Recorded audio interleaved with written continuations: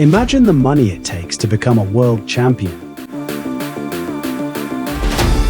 Yesterday, Lamine Yamal stood on a stage at MetLife Stadium, 19 years old, holding the World Cup. Spain 1, Argentina 0. Every headline said the same thing. Spain just won $62 million. Sounds massive, sounds life-changing. Here's the number nobody put in the headline. Each Spanish player's personal cut of that prize money works out to about $830,000 before tax. And here's the number that actually explains everything. FIFA made $8.9 billion off this tournament, not the 4-year cycle, not projected, this one World Cup. So when you hear Spain just won $62 million, what you're actually hearing is a rounding error, a tip, the smallest slice of a pie so big that the people who baked it, the players, the ones you were watching cry on the pitch, get less than 1% of 1% of it. Today, we're doing the math nobody puts in the highlight reel, because when you actually follow the money, the World Cup winner isn't who you think it is. Let's start with what FIFA actually announced. This year's prize pool, $871 million, the biggest in World Cup history, almost double what it was in Qatar just 4 years ago. Every one of the 48 teams walked away with at least $12.5 million just for showing up. Lose in the group stage, you're still guaranteed that. Spain, as champions, earned the headline prize, $50 million, add qualification money, add preparation funding, and Spain's total FIFA payout lands around $62 million. But here's the detail every article skips. That money doesn't go to the players. It goes to the RFEF, Spain's football federation. The players don't get a check from FIFA. They get whatever their federation decides to hand them. And that's true for every country.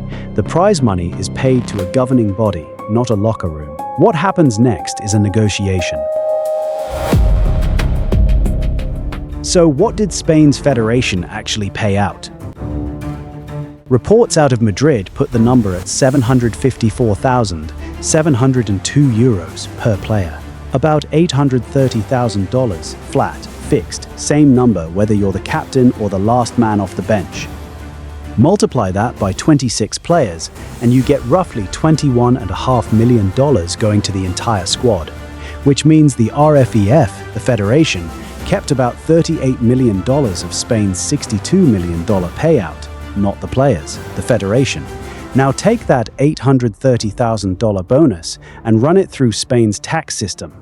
Top earners in Spain pay close to half their income in tax. So a player's actual, real in-the-bank take from winning the World Cup isn't $830,000, it's closer to $400,000. For comparison, Lamine Yamal's club contract with Barcelona is reportedly worth $21.5 million a year. That means the biggest moment of his international career, captaining a teenage generation to a World Cup, paid him roughly 2% of what his actual day job pays him in 12 months. The World Cup isn't where these players make their money, it's where they make their name. Those are two very different economies, and we're about to show you which one FIFA is actually running. Now here's where it gets uncomfortable. That $871 million prize pool, the record-breaking number every outlet led with, came out of a tournament that generated $8.9 billion for FIFA. Do that math. FIFA paid out prize money equal to roughly 9.8% of what it earned from this World Cup. Everyone else, all 48 federations combined, every player, every coach, every backroom staffer, split less than a tenth of the pie. So where did the other 90% go? Broadcasting rights, $4.26 billion. That's the single biggest line item. American networks alone paid close to double what they paid for Qatar. Ticketing and hospitality, $3.1 billion. Sponsorship, $2.7 billion, boosted by new partners paying premium rates to be next to the biggest audience in sports. Zoom out further and it gets bigger. FIFA's entire 4-year cycle, 2023 through 2026, is projected to hit $13 billion in revenue. That's up from 7.6 billion in the Qatar cycle, a 72% jump in one cycle, mostly riding on this single tournament. $13 billion, split among 48 national teams and their players, 871 million. FIFA didn't just win this World Cup financially, it wasn't close. So let's actually imagine the money, side by side. FIFA made $8.9 billion from this tournament. A Spanish player who started the final and lifted the trophy made, after tax, somewhere around $400,000 from that same tournament. That means for every dollar a champion actually put in his pocket, FIFA collected roughly $22,000. Read that back, 22,000 to 1. That's not a pay gap. That's two completely different tax brackets of the same event, standing on the same pitch at the same time. And it's not because the players didn't earn it. Spain conceded 1 goal in the entire tournament, the fewest by a champion in World Cup history. 7 clean sheets, also a record. Yamal became the first teenager ever to win a Euros and a World Cup. This wasn't a lucky run. This was, statistically, one of the most dominant championship campaigns ever played. FIFA didn't build a bigger prize pool because players are worth more now. FIFA built a bigger broadcast deal, a bigger sponsorship book, and a bigger hospitality operation, and let the prize pool grow just enough to keep the headline sounding generous. Because record prize money is a great headline, FIFA kept 90% is not one they're going to write for you. So here's where we land. The players aren't poor. Let's be honest about that. Club football pays these men more in a season than most people see in a lifetime, and endorsement deals will absolutely follow a World Cup win. Yamal's earning power just went up, even if his FIFA check didn't. But that's exactly the twist.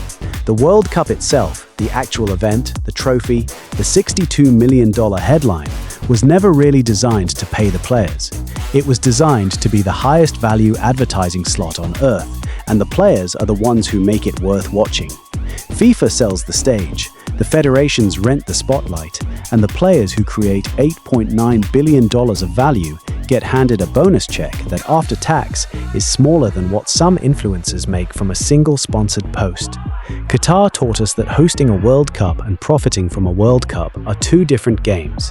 This one teaches us the same lesson, one level down. Winning a World Cup and profiting from a World Cup are two different games too. Imagine the money it took to build the most dominant championship run in World Cup history. Now imagine the money that same run actually put in the winners' pockets. And ask yourself who the real champion of this tournament was, because it wasn't wearing a jersey.